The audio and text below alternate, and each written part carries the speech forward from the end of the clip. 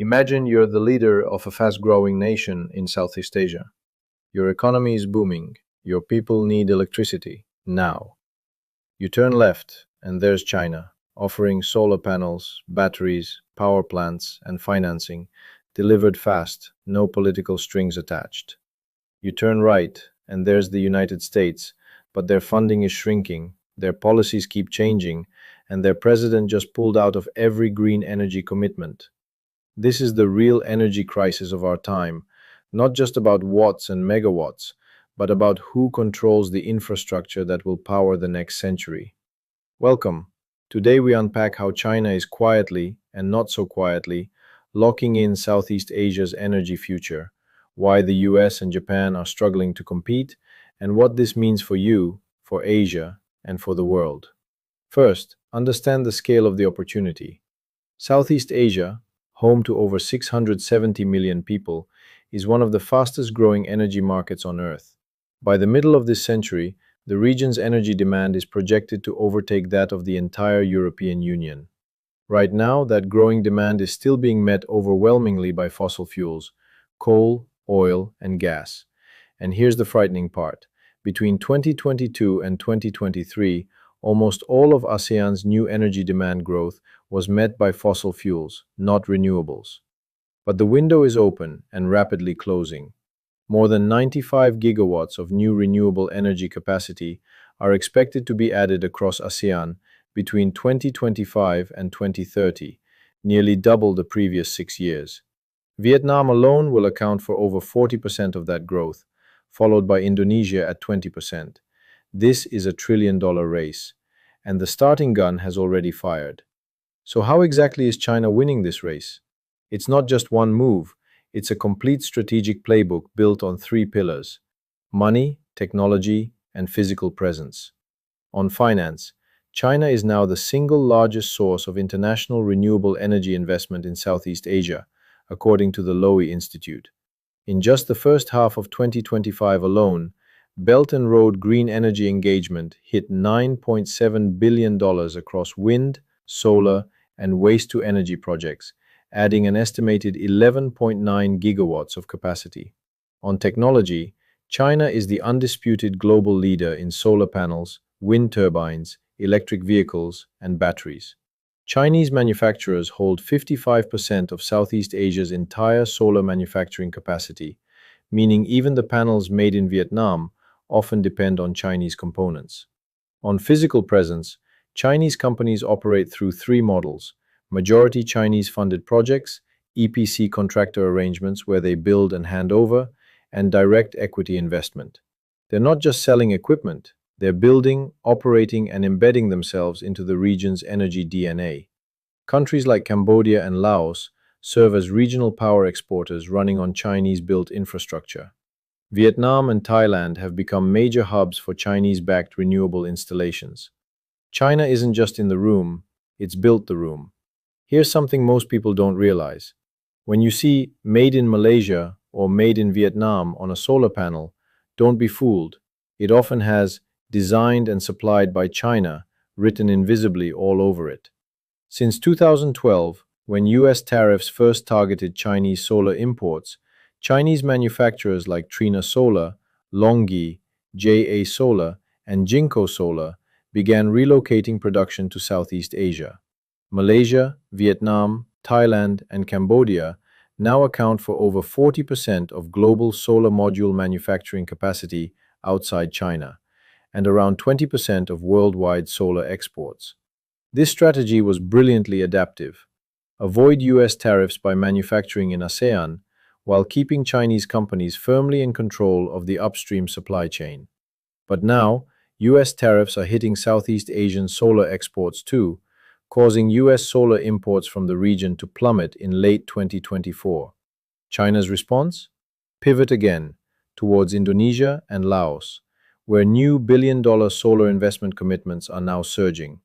China plays long chess, and Southeast Asia is the board. Solar panels are just the beginning. The real strategic prize is batteries and electric vehicles. And here, China's dominance is even more staggering.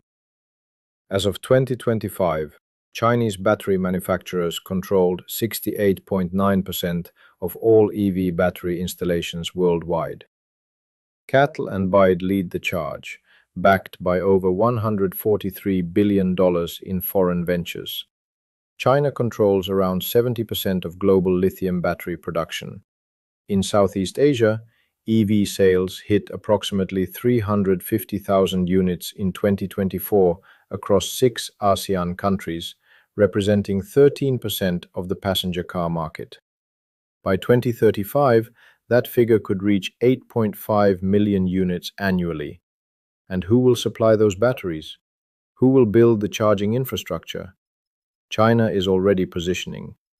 BIDE's Indonesia factory is expected to be fully operational by 2026. Indonesia holds the world's largest nickel reserves, a critical battery input, and China is actively securing access. By binding Southeast Asia into its EV supply chain, China isn't just selling cars, it's creating decades of strategic dependency. So where is the United States in all of this? Under President Biden, the US made ambitious moves. The Inflation Reduction Act, worth $369 billion in clean energy investments, was designed to rebuild America's green industrial base and pull allies closer.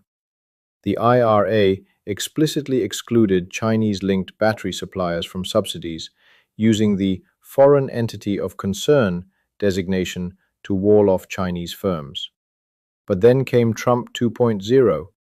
The new administration withdrew support for renewable energy investments, shut down USAID programs that were helping ASEAN countries develop long-term energy plans, and introduced aggressive tariff policies that targeted Southeast Asian clean energy exports. The irony? These tariffs hurt Southeast Asian nations' ability to export solar panels to America, but they didn't stop those same nations from deepening energy ties with China. The US is attempting what Columbia University researchers call coercive trade deals, inserting conditions into bilateral agreements to limit Chinese supply chain involvement. But these measures risk slowing clean energy transitions in both the US and Southeast Asia, without actually dislodging Chinese influence. Washington is playing checkers, Beijing is playing Go. Enter Japan, attempting to offer Southeast Asia a third way between US unpredictability and Chinese dependency. Tokyo's flagship vehicle is ASEAN, the Asia Zero Emission Community, launched in 2023 and now covering 11 countries including most of ASEAN. Japan's pitch is, achieve net zero through multiple pathways tailored to each country's circumstances, combining renewable energy with technologies like hydrogen, ammonia co-firing, and carbon capture. Japan is a significant clean energy financier in the region, providing hundreds of millions in public investment to Indonesia and Thailand. It finalized a $500 million geothermal expansion deal in Indonesia under ASEAN. And through its official security assistance grants, Japan is explicitly trying to counter Chinese influence in countries like the Philippines and Malaysia. But here's the catch.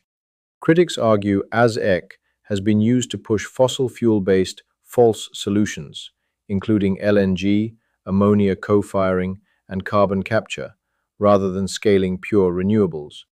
Japan is promoting technologies where its own industrial champions, Mitsubishi, Mitsui, JERA, have competitive advantages. Japan's third way is real, but it's incomplete, and it's moving slower than China.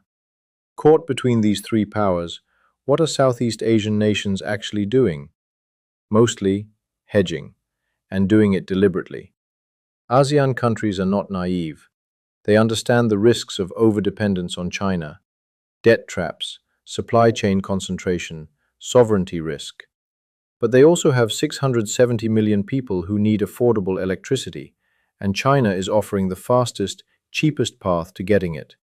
The strategic calculus for most ASEAN governments is this: use Chinese capital and technology to build energy infrastructure fast, while simultaneously maintaining relationships with Japan, the US, South Korea, and Europe to avoid total dependence.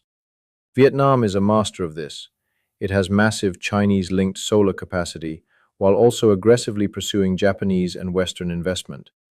Indonesia plays all sides with its nickel, courting Chinese battery manufacturers while also wanting South Korean and US processing partnerships. But here's the danger. Energy infrastructure locks in for 25 to 40 years. The solar farm built today, the grid connection established this decade, the battery factory anchored in a region, these create dependencies that outlast any political relationship. Southeast Asia may be hedging now, but the architecture being built is increasingly Chinese. Now let's stress test this. What happens if geopolitical tensions escalate? Scenario 1. Taiwan conflict or major US-China confrontation. China controls the production of solar cells, inverters, batteries, and grid equipment. A trade embargo or military conflict could freeze solar supply chains globally, stalling energy transitions across Southeast Asia and even Europe overnight. Countries that haven't diversified suppliers would face severe energy delays. Scenario 2. Tariff escalation spiral. The US has already imposed heavy tariffs on Chinese solar goods. If these expand further, Southeast Asian manufacturers caught in the middle, running Chinese-linked supply chains, could lose access to Western markets, deepening their pivot toward China-centric trade systems. Scenario 3. China weaponizes battery exports. In late 2024, China already imposed export restrictions on key battery technologies, including large-scale energy storage batteries, cathode and anode materials, and battery manufacturing machinery. These restrictions cover nearly the entire battery supply chain. If tightened further, this becomes a strategic lever of enormous power. Scenario 4. Debt and governance crisis. Several BRI-funded energy projects have raised questions about contract terms, environmental standards, and financial sustainability. A wave of renegotiations or defaults could strain China-ASEAN relations, but by then, the infrastructure is already built and operating. Each of these scenarios carries real risk. The question is not if disruption comes, it's whether Southeast Asia has built enough resilience to absorb it. Let's bring this all together. China is winning Southeast Asia's energy race, not through military force, not through political coercion, but through the oldest form of strategic power, showing up with what people need at the price they can afford faster than anyone else. China is the largest renewable energy financier in the region. It controls the solar supply chain, even the panels made in ASEAN. It dominates 69% of global EV battery production. It's building the power grids, selling the EVs, and financing the factories. Every gigawatt of Chinese-built capacity is another node in a network that will shape Southeast Asia's economic and strategic alignment for decades. The United States is retreating, not just from climate commitments, but from the very institutions and programs that were building its influence. Japan is trying, but its various pathways approach is muddled by fossil fuel interests. And Southeast Asia? It is making rational, pragmatic choices, accelerating energy development using the best available tools. But as the infrastructure takes shape, the choice is narrow. The energy transition in Southeast Asia is not just an environmental story. It is a story about who gets to build the future and who gets to live in it. In our next episode, we'll dive deep into one country, Indonesia, where nickel, EVs, batteries, and geopolitics are colliding in one of the most consequential economic stories of our decade. If this video gave you a new lens on Asia's energy future, subscribe, share, and let us know in the comments.